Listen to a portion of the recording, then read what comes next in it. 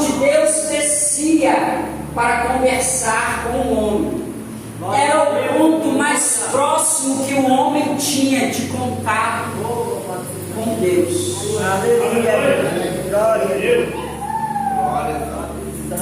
Era onde Deus manifestava a sua glória no jardim. Há quem diga que era onde o homem podia tocar de uma forma simbólica. Então Deus plantou um jardim no Éden e colocou o homem aonde? No jardim. Só que se o jardim está plantado no Éden, significa que o homem também sabe o ponto de encontro.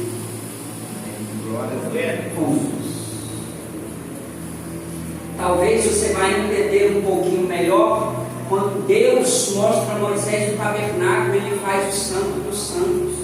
Havia um local onde o homem, aleluia, não podia entrar a não ser uma vez por ano, e este local era chamado de Santo dos Santos.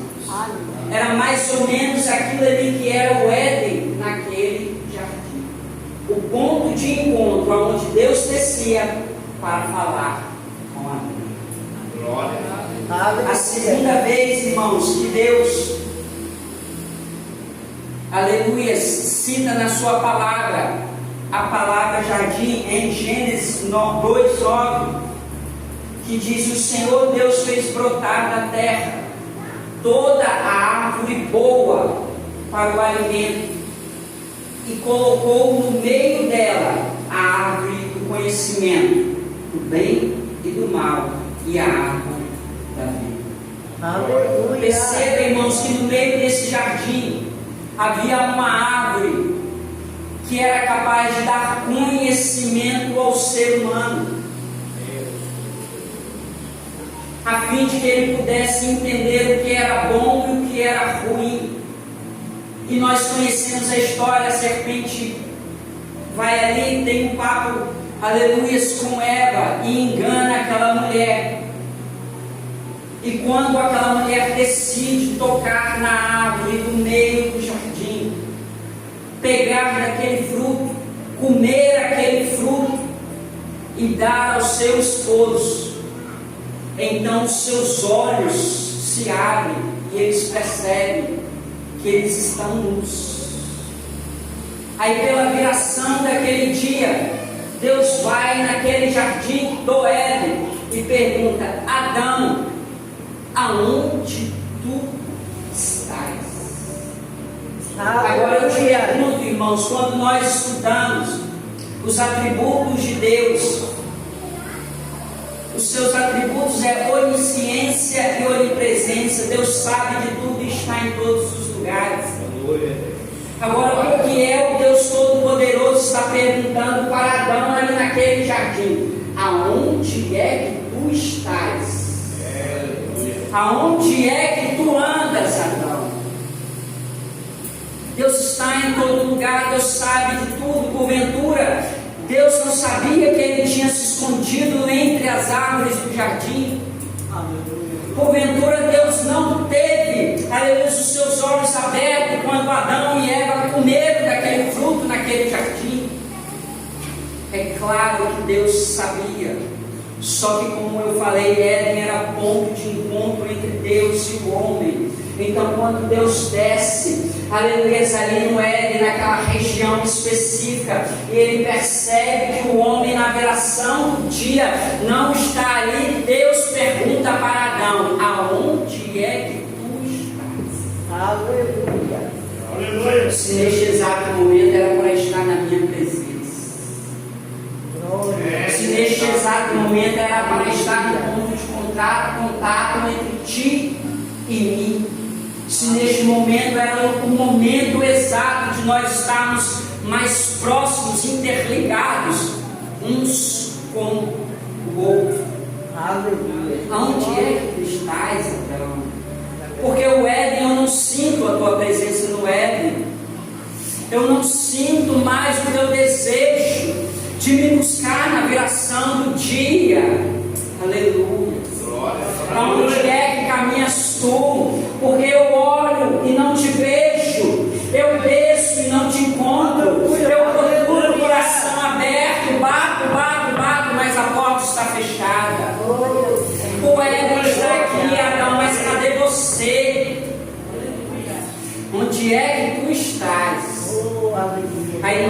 enquanto seres humanos, irmãos, somos especialistas em dar desculpas.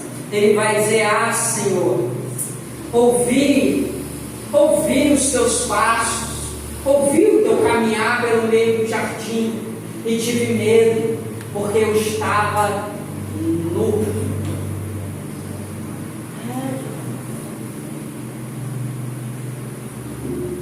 Adão era tão íntimo de Deus, irmãos, mas tão íntimo,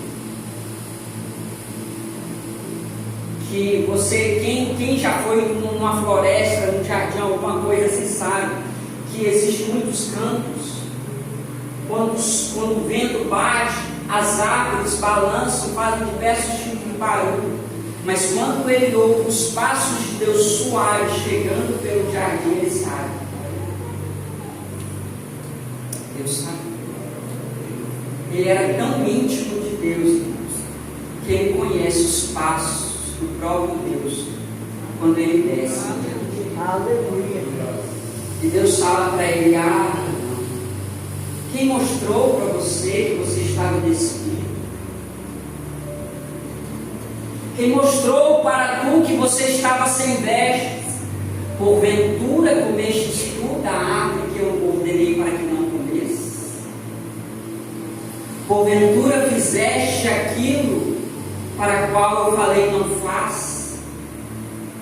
E ele mais uma vez vai dar uma desculpa: ah, Senhor, sabe, aquela mulher que tu me deste, ela me deu de comer.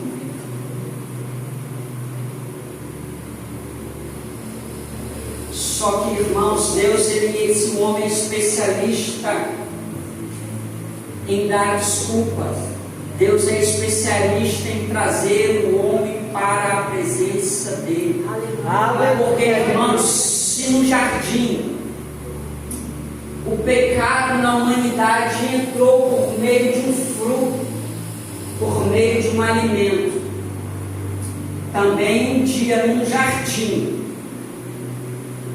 João 19, João 20, um dia também a salvação haveria de vir ao mundo por meio de um alimento.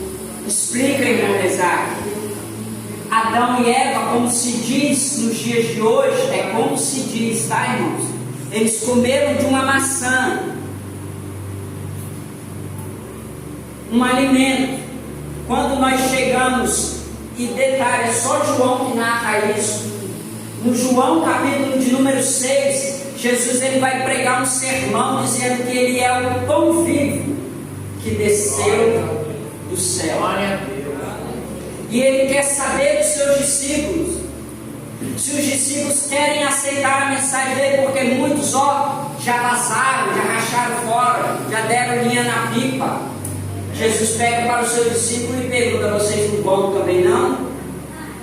Vocês não querem rachar fora também não? Aí vem Pedro e diz: somente João narra isso, pastor. Senhor, a quem iremos? Se tu tens as palavras de vida eterna. Perceba, irmãos, que Pedro só diz isso após ele ouvir um discurso de Jesus de que ele era o pão vivo que desceu do céu.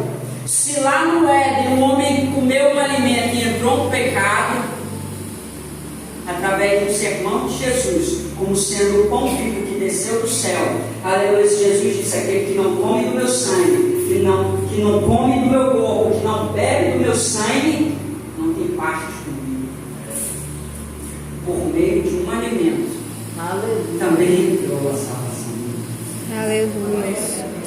Deus é especialista em trazer o homem para a presença dele. Glória a Deus, aleluia. Só que naquele jardim, irmãos, Deus não poderia mais manter o homem ali, porque havia uma árvore chamada árvore da vida.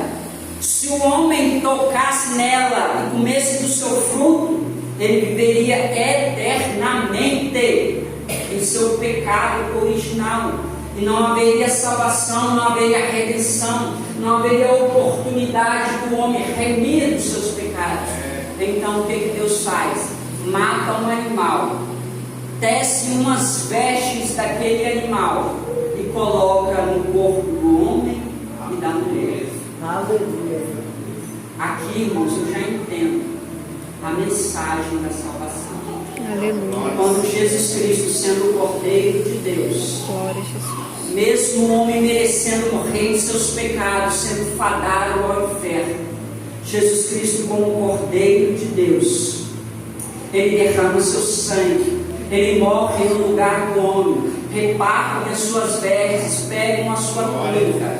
Irmãos, quando repartem as vestes de Jesus, irmãos, para um judeu, vergonha era ficar despido, nu. E se você vê essas fotos bonitinhas que colocam aí nos quadros de Jesus Cristo com uma túnicazinha ali tampando as suas vergonhas, negativo. Se tiraram a sua túnica e tiraram as suas vestes, como é que ele estava? Como é que Adão estava no jardim? Então Jesus só podia ir no alto da cruz de uma maneira: sem túnica, sem veste, despido, para voltar ao estado original do homem e dizer: aqui eu entrego a minha vida, e a morte substitutiva do Éden eu entrego por todas as nações. Eu entrego a minha vida por ti. Percebe? Que está tudo voltando à identidade original do jardim. O homem caiu no jardim, Jesus volta para ser crucificado ao jardim. O homem está sem roupa no jardim, Jesus volta para morrer na cruz, despido, sem roupa. Irmãos, a Bíblia é tão maravilhosa, porque, aleluia, a Bíblia vai dizer, nas genealogias de Jesus, em um dos evangelistas que eu não lembro mais agora, que ele traz a sua genealogia, se não me falha a memória é Lucas, que ele narra a genealogia de trás para frente, e quando ele chega em Adão, ele vai dizer que Adão era filho de Deus. Porque geralmente a gente traça a genealogia de cima para baixo, e Deus criou Adão, e que veio Sete, e que veio Sem, e que veio mais um monte lá de filhos lá. Mas Lucas, ele vai narrar a história de trás para frente, trazendo até Adão, filho de Deus.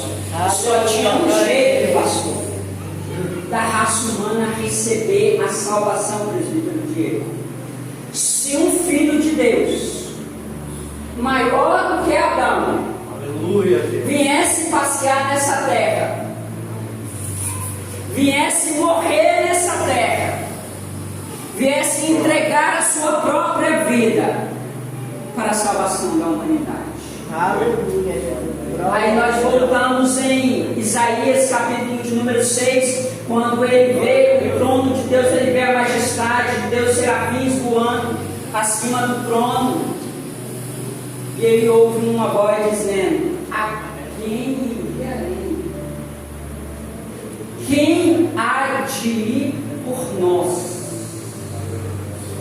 E nós sabemos que Isaías é conhecido como profeta anunciador. Então, profeticamente, Isaías diz: eis-me aqui, envia-me. Mas eram as palavras do Cristo nele, dizendo: Deus, eis-me aqui, envia-me. Porque, irmãos, na natureza humana, em termos de criação, não havia ninguém maior do que Adão. Não havia ninguém, irmãos, que tinha um contato tão próximo com Deus como Adão. Então tinha que ser alguém semelhante a Adão, filho de Deus, só que maior do que ele, para morrer nos nossos lugares. Glória a Deus. Então Jesus desce, sendo o próprio Deus e o Filho de Deus. Aleluia, decide descer, viver como um homem, padecer as mesmas dores, as mesmas angústias, as mesmas tristezas, para morrer no meu lugar, no seu lugar, para nos dar o direito à vida eterna. Aleluia. E a Bíblia vai nos dizer que Deus, então, depois de coser aquelas vestes, matando um animal, vai expulsar os homens, melhor dizendo, o homem e a mulher do jardim, porque eles não podem permanecer. E eles saíram errantes pelo mundo afora. E Deus colocou querubins, uma espada flamejante na entrada do Éden. Perceba, não é na entrada do jardim. Aleluia. Porque se fosse na entrada do jardim, o homem talvez não poderia voltar para lá, ou o homem tentaria voltar para lá. Só que o jardim não é tão importante, como eu já expliquei com o Éden. Porque se o jardim fosse tão importante assim, não era no Éden que Deus tinha colocado a espada, teria sido na porta do jardim. Aleluia. Deus travou o local de comunhão mais íntima dele com o homem. Deus bloqueou a intimidade perfeita dele com o homem. E Paulo explica isso, irmãos, que isso que nós vemos hoje, tudo que nós sabemos hoje, é sombra daquilo que verdadeiramente é. Mas eu quero, irmãos, acreditar que Adão, aleluia, conhecia Deus por inteiro. Aleluia. Porque ele estava no seu estado original de perfeição. Então ele não via Deus como uma sombra das coisas, mas ele tinha um contato íntimo com Deus. Só que quando ele é expulso, ele vai errante para o deserto, vai caminhar, perambular pela terra, e ele tem que lavrar a terra da qual ele mesmo fora tomado, para poder produzir os seus frutos, para poder produzir os seus alimentos, para poder tentar sobreviver nessa terra. Aleluia. Adão tem filhos, a população cresce, Deus levanta homens, dentre esses homens para governar o seu povo, Deus levanta reis. E o que eu acho interessante é que antigamente a tradição, nós não tínhamos o que nós temos hoje, a Bíblia fechada, o cânon completo, para nós estudarmos de Gênesis e Apocalipse o dia e a hora que nós quisermos. Então a tradição para conhecer a respeito da palavra e da vontade de Deus era oral, um contava para o outro. Então Adão contou para o seu filho, que contou para o seu neto, que contou para o seu bisneto, que contou lá para os seus outros lá, tantos parentes, que havia um jardim em que ele tinha um contato íntimo com Deus, havia um lugar. Então os reis para governar, aleluia, o povo de Deus, para tentar entender a vontade de Deus, aleluia, sobre o povo aqui na terra, era unânime que todos em seus palácios, atrás dos seus palácios, eles construíam jardins. No segundo livro de Reis, vai dizer que houve um rei muito terrível, por nome Manassés, mas que ele foi plantado, aleluia, no jardim do seu palácio, para tentar encontrar paz, deleite, descanso. Os homens importantes eram sepultados no jardim, talvez para tentar se encontrar no seu outro estágio de vida, em algum ponto de contato com Deus. Perceba que somente reis eram sepultados. Aleluia. Porque ninguém em sã consciência vai ter coragem de estragar o seu jardim para colocar um defunto lá. O lugar onde você vai para ter paz, para ter descanso, para ter deleite. Você vai caminhar vendo um ente querido seu lá? Ninguém, irmãos. Mas os reis faziam o seu próprio jardim para eles serem sepultados ali. Perceba que é o homem tentando retornar ao jardim, tentando retornar à comunhão com Deus. Aí vem Jesus, após praticamente terminar o seu ministério, ele tem uma última ceia com os seus discípulos. Ele ora, canta um hino com os seus discípulos. Ele vai para onde? Para onde? Para o jardim. Jesus vai para um jardim no seu último momento de liberdade da sua vida, porque ele sabia que o jardim era ponto de encontro de Deus. Aleluia. Em algum lugar era ponto de encontro de Deus com o homem. De Deus com o homem. Deus te chama de volta para o jardim nessa noite. Aleluia. Você sabe aonde é o ponto de encontro seu com Ele. Glória a Deus. Jesus vai para lá e ele vai orar. Naquele horto, naquele jardim. Ele vai dizer: Pai, está pesado demais. Dá não.